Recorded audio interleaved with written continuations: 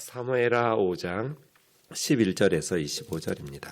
두로왕 히람이 다윗에게 사절들과 백향목과 목수와 석수를 보내매 그들이 다윗을 위하여 집을 지으니 다윗이 여호와께서 자기를 세우사 이스라엘 왕으로 삼으신 것과 그의 백성 이스라엘을 위하여 그 나라를 높이신 것을 알았더라. 다윗이 헤브론에서 올라온 후에 예루살렘에서 처첩들을 더 두었으므로 아들과 딸들이 또 다윗에게서 나니 예루살렘에서 그에게서 난 자들의 이름은 삼무아와 소밥과 나단과 솔로몬과 입할과 엘리수아와 네벡과 야비아와 엘리사마와 알랴다와 엘리벨렛이었더라. 이스라엘이 다윗에게 기름을 부어 이스라엘 왕으로 삼았다함을 블레셋 사람들이 듣고 블레셋 사람들이 다윗을 찾으러 다 올라오매 다윗이 듣고 요새로 나아가니라. 블레셋 사람들이 이미 이르러 르바임 골짜기에 가득한지라.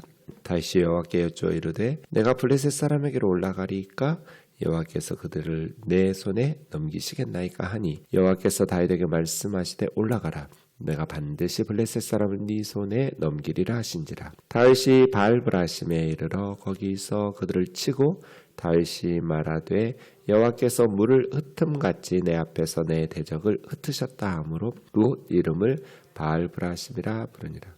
거기서 블레셋 사람들이 그들의 우상을 버렸으므로 다윗과 그 부하들이 치우니라. 블레셋 사람들이 다시 올라와서 르바임 골짜기에 가득한지라. 다윗이 여호와께 여쭈니 이르시되 올라가지 말고 그를 뒤로 돌아서 뽕나무 숲을 맞은편에서 그들을 기습하되 뽕나무 꼭대기에서 걸음 걷는 소리가 들리거든 곧 공격하라. 그때 여호와가 너보다 앞서 나아가서 블레셋 군대를 치리라 하신지라. 이에 다윗이 여호와의 명령대로 행하여 블레셋 사람을 쳐서 게바에서 게셀까지 이르니라. 아멘. 11절 12절에 보면 어제 예루살렘을 빼앗았잖아요. 여부스 족속에게서. 그래서 다윗 성이라고 불렀어요. 그럼 이제 뭐가 필요하겠어요? 도시를 재건하고 왕궁을 짓고 이러한 건축이 필요하겠죠. 그래서 11절 12절은 다윗 왕궁을 건설하는 내용이고요. 다윗이 왕궁을 짓고 나니까 무슨 생각이 들어요? 나는 이렇게 좋은 집에 사는데 여호와의 언약궤는 아직도 저렇게 초라한 장막에서 지내는 것이 가슴 아파서 그 다음 6장에서는 이제 언약궤를 예루살렘으로 데려오게 하는, 그리고 나서 내가 언약궤를 위해서 성전을 짓겠노라고 이렇게 6장 7장으로 이어지게 되는 것입니다.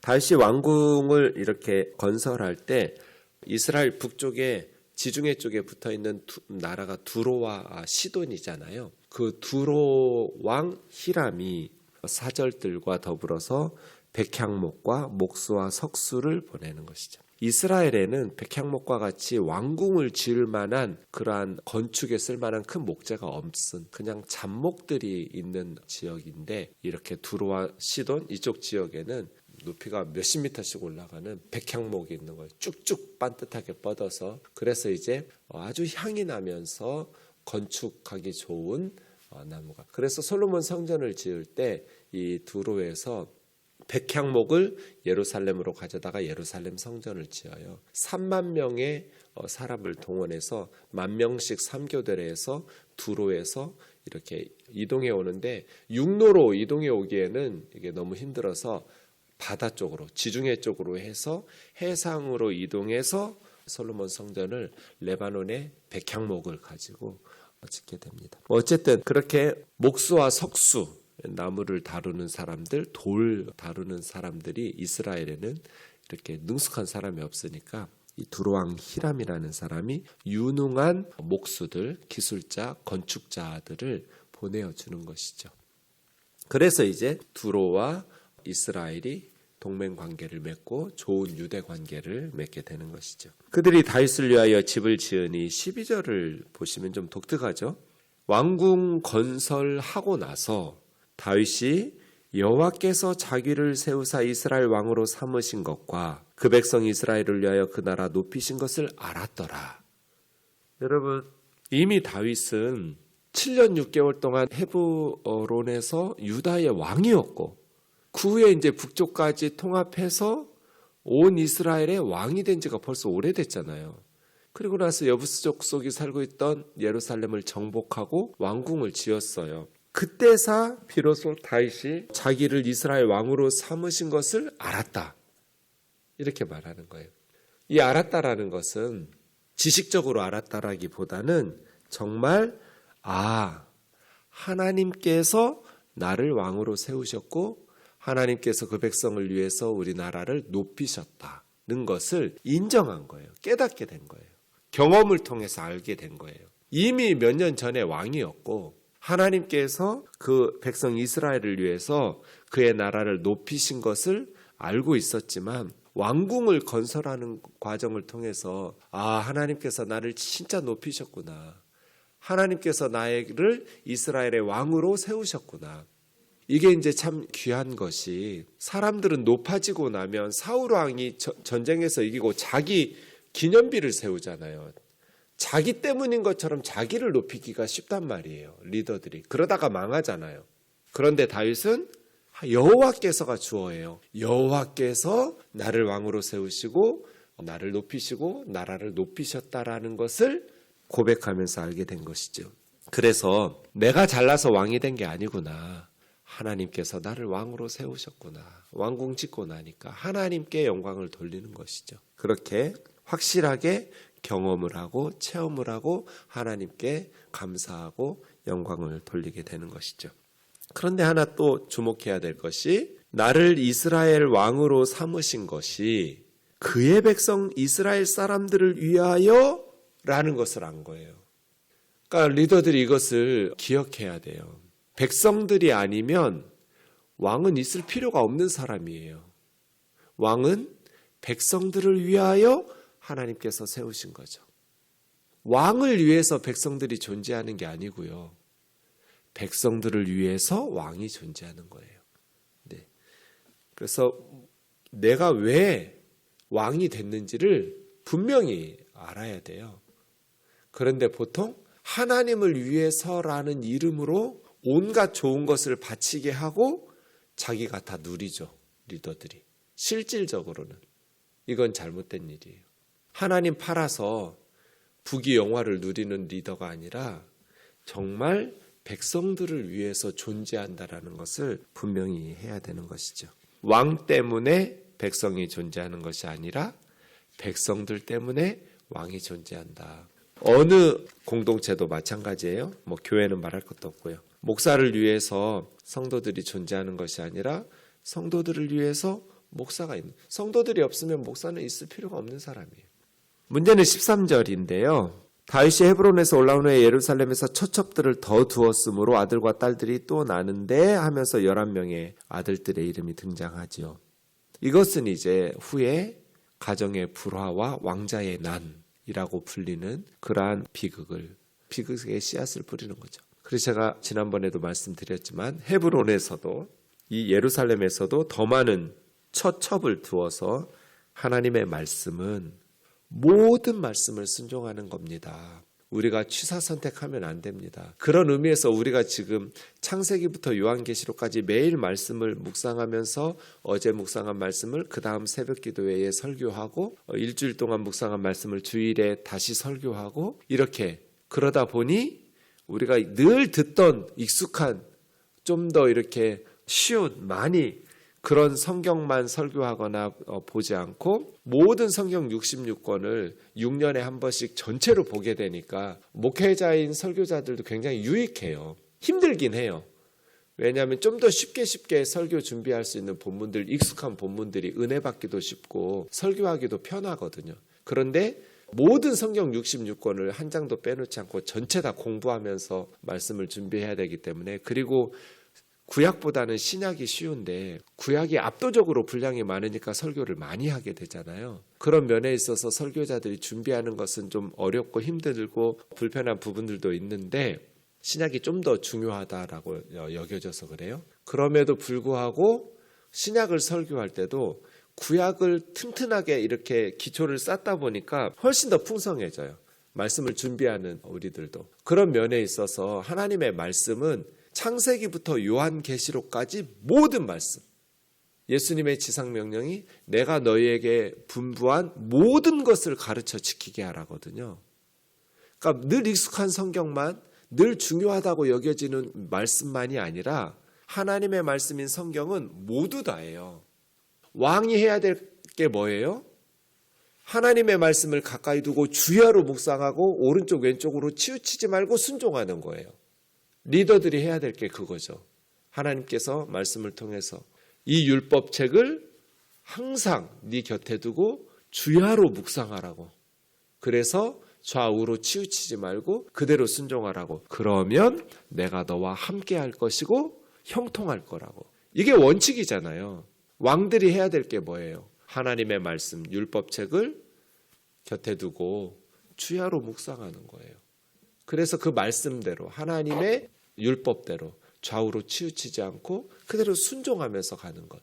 그래야 하나님께서 함께 계시고 하나님께서 함께 하셔야 형통하잖아요. 다윗의 문제가 뭐예요? 이 말씀을 순종하지 않는다는 거예요. 신명기 17장에 보면 왕이 해야 될 목록 중에 하나가 뭐냐면 아내를 많이 두지 않는 거예요.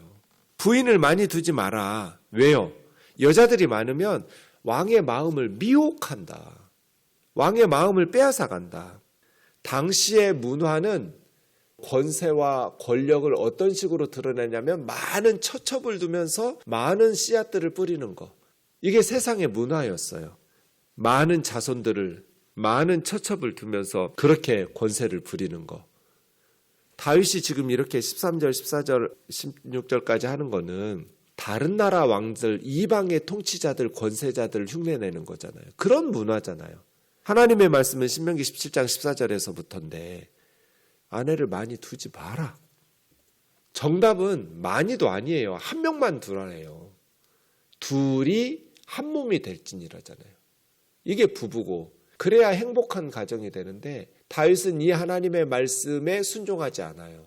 그러다 보니 행복한 가정을 이루는 데는 실패했어요. 자녀 교육에도 실패했어요. 그러면 다윗은 너무나 불행하죠. 가정이 화목해야 행복한 인생을 살 수 있고 자녀들이 믿음 안에서 신앙 안에서 잘 화목하게 믿음 안에서 자라나야 인생이 보람이 있고 열매가 있는 거잖아요. 그런데 다윗은 다른 영역에 있어서는 하나님의 말씀에 순종하니까 선한 열매들을 많이 맺었는데 가정에 대해서는 하나님의 말씀에 불순종하니까 너무나 비극적인 가정을 경험하게 되죠. 그래서 여러분, 하나님의 말씀은 모든 영역에서 순종하고 우리가 말씀의 거울에 비추어 봐서 잘못된 것이 있으면 회개하면 돼요. 그래서 바로 잡아야죠. 아멘이죠? 네, 다윗이 이것이 참 문제였어요. 블레셋과의 이제 전쟁이 17절에서부터 25절까지 두 번에 걸쳐서 1차 전쟁, 2차 전쟁이 나오죠. 자, 다윗이 왕이 되었어요. 블레셋에 이기고 돌아왔더니 이제 블레셋 사람들이 다윗 당연히 시글락에 있을 거라고 예상했을 것 같아요. 왕은 믿었던 왕은 아니면 혹은 이스라엘로 자기 고향으로 갔을 수도 있다고 생각할 수도 있었을 것 같아요. 시글락에 와보니 다윗은 사라졌어요. 그리고 헤브론에서 왕이 되었고 또 이스라엘의 왕이 되었대요. 그럼 어찌 보면 신하로 이렇게 충성스럽게 자기 밑에서 이렇게 부려먹으려고 했던 블레셋 왕의 입장에서 보면 배신한 거잖아요, 다윗이. 그리고 이제 사울 왕을 죽이고 이스라엘 군대를 격파했으니까 왕자들도 셋이나 죽이고 큰 전쟁의 승리를 이루었으니 이제 이스라엘은 먹었다. 블레셋의 발 아래 두고 조공받아가면서 이렇게 착취할 수 있는 정복했다고 생각했는데 틀어진 거잖아요. 다윗 때문에. 전쟁해야죠. 그래서 블레셋 사람들이 온 거예요. 그리고 블레셋 사람들의 입장에서 보면 이스라엘이 둘로 나누어지는 게 좋죠. 일본이나 중국이나 러시아나 미국 사람들의 입장에서 보면 한국이 남북으로 분단되는 게 좋아요. 그래서 제가 통일의 세 가지 전제 조건이 있습니다. 첫 번째는 국가적 역량이 있어야 됩니다. 우리가. 두 번째는 주변 국가들을 설득해야 됩니다. 세 번째는 국민적인 의지가 있어야 됩니다. 그런데 지금 우리 주변 국가들은 남북의 통일을 원하는 나라가 없어요. 그래서 이제 우리 외교 역량을 발휘해서 설득해야 돼요. 우리 남북의 통일이 당신네들 나라에 유익합니다. 독일처럼 독일이 통일할 때 주변 나라들 다 설득해가지고 통일하거든요. 한반도가 통일되려면 주변의 나라들을 설득해야 돼요. 우리 남과 북이 이렇게 핵무기 만들고 이렇게 하지 않고 평화롭게 통일하는 것이 당신네들 나라에 유익하고, 우리는 군사 강국으로 가서 주변국들의 이 동북아의 위험을 초래하지 않고 오히려 평화를 추구하면서 주변 나라들과 이렇게 유익하게 동맹관계를 맺어가면서 살 거라고, 이런 것들을 설득해야 돼요. 그래야 통일이 돼요. 그렇지 않으면 주변 나라의 입장에서는 한국이 지들끼리 지지고 볶고 싸우는 게 훨씬 자기들에게 이익이에요. 블레셋의 입장에서 보면 북이스라엘과 남유다가 분단되어 가지고 맨날 내전하고 전쟁하고 죽이고 싸우는 게 훨씬 자기들이 이스라엘을 관리하기가 편해요. 뭐 말 안 들으면 정복해버리면 되고요. 그런데 다윗이 통일왕국의 왕이 되었어요. 더더군다나 블레셋에서는 위기의식을 가지고 전쟁해야죠. 길보아 전투 후에 이스라엘에게 조공받고 뭐 이런 계획들 가지고 실제로 그렇게 했을 거예요. 그런데 이제 다윗이 북쪽까지 통합했어요. 이스라엘을 통일시켰어요. 조공 안 갖다 바치죠. 블레셋에게. 그러면 전쟁해야 되죠. 그러려면 다윗이 더 크기 전에 기름 부었어? 그러면 통합된 통일된 이스라엘의 군대가 더 강력하고 다윗이 더 강력해지기 전에 빨리 선제 공격해야죠. 그래서 블레셋이 쳐들어온 거예요. 다윗이 북이스라엘 사람들까지 통합하면서 왕으로 기름 부음 받았다는 소식을 듣자마자, 그래가지고 르바임 골짜기에 가득 군대를 끌고 왔는데 19절에 다윗이 하는 게 뭐예요? 하나님 앞에 기도해요. 하나님, 그들을 내 손에 넘기실까요? 하나님, 우리에게 승리를 주실 건가요? 아마 우림과 둠빔으로 물었을 것 같아요. 그럴 때 하나님께서 올라가라. 블레셋을 네 손에 넘길 거다. 그래서 바알 브라심에서, 이 바알이라는 것은 남편이란 뜻도 있고 주님, 주인이란 뜻도 있어요. 원래 뜻이 그래요. 바알이. 고유명사로 하면 우상의 이름이고요. 보통 명사로 하면 남편 혹은 주인, 그런 뜻이에요. 그러니까 브라심이라는 것이 흩다, 격파하다, 물을 흩어버리듯이 격파하듯이 그런, 그래서 바알 브라심은 흩음의 주, 그런 도시 이름으로 지어진 것이죠.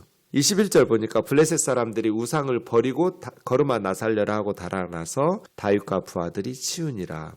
역대상 14장 12절에 보면 다윗과 부하들이 그 블레셋 사람들이 버리고 간 우상들을 걷어다가 불태웠다, 이렇게 말해요. 우상이라는 게 우스꽝스러운 거죠. 네, 사람들 손에 의해서 승리를 위해서 가지고 왔는데, 잔뜩 우상 챙기고 전쟁터 왔는데 그냥 다급하니까 블레셋 사람들은 거르마 나살려라 하고 도망가면서, 우상은 그냥 버리고 간 거잖아요. 우상은 그냥 다리가 없으니까 따라서 블레셋 사람들 따라서 도망가지도 못하고요. 쓰레기처럼 버려지는. 그래서 지금 우상 숭배의 무능함과 어리석음을 이 구절에서 고발하고 있는 것이죠.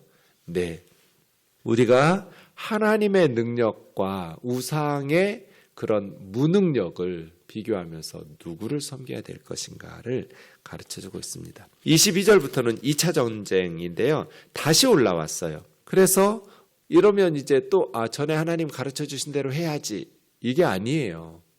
새로운 전쟁이 시작되면 옛날 경험 되살려서 그대로 하는 것이 아니라 또 묻는 거예요. 하나님 올라갈까요?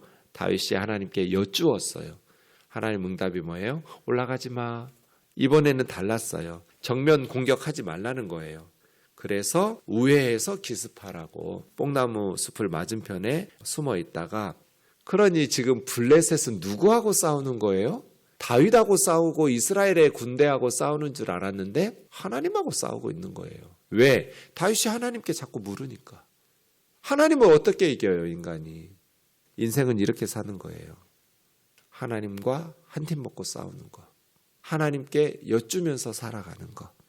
그래서 다윗이 여호와의 명령대로 행하여 블레셋 사람을 쳐서 게바에서 게셀까지. 이제 블레셋은 다윗이 통치하는 동안에 이스라엘의 적수가 되지 못해요. 블레셋을 다윗이 완전히 2차에 걸쳐서 승리하고 패배시킴으로써 더 이상 블레셋이 다윗이 통치할 때 이스라엘에게 위협이 되지 못하는 평화를 이루게 되는 것이죠. 다윗, 하나님의 시간을 기다렸어요. 그래서 통일된 이스라엘의 왕이 되었어요. 그 후에도 하나님께서 자기를 이스라엘 왕으로 세우신 것을 깨달았어요.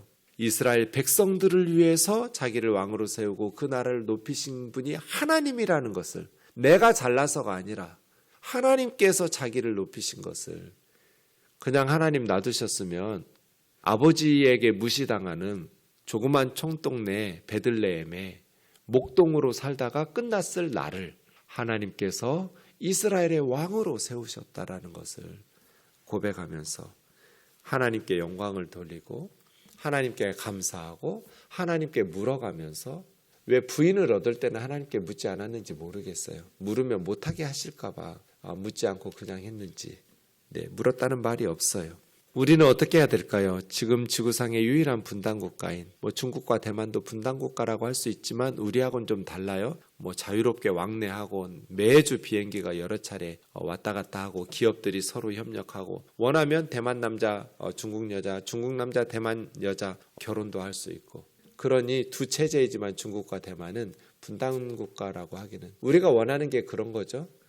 통일, 그건 먼 미래라 할지라도 남북이 교류하고 복음을 전할 수만 있으면, 마음껏 예수 그리스도만 전해줄 수 있는 길이 열린다면 속히 열리기를 북녘의 동포들에게 복음 전하도록. 통일 한국을 위해서 기도하는 우리가 다윗에게서 하나님의 시간을 준비하면서 기다리고, 또 하나님께서 기회를 주실 때 정말 제대로 된 예수 한국 복음 통일을 준비하여 이룰 수 있도록 인재들을 기르고 교회들을 기르면서 준비해야겠죠. 기도하겠습니다. 사랑하는 하나님 아버지, 하나님께서 우리에게 주신 모든 말씀을 순종하면서 하나님의 말씀 위에 우리의 인생을 설계하며 살아갈 수 있도록 인도하여 주옵소서. 다윗의 오랜 기다림, 그리고 무력으로 통일하고 내전으로 고통 주지 않고 평화적인 통일을 이룰 하나님의 시간을 기다리고, 또 그 왕궁이 완성되었을 때, 모든 것들이 성공적으로 진행되었을 때 여호와께서 자기를 왕으로 세우고 백성들을 위해서 그 나라 높이신 것을 인정하고 고백하고 감사하고 하나님께 영광을 돌리는 리더가 되었습니다. 하나님, 우리 우면동 교우들 하나님 앞에서 항상 겸손하게 하시고 하나님께서 우리와 함께 하시고 우리를 도우셔서 우리를 통해 하나님이 기뻐하시는 선한 열매들이 풍성히 맺히는 그러한 인생을 살아갈 수 있도록 인도하여 주옵소서. 예수님의 거룩하신 이름으로 기도하옵나이다. 아멘.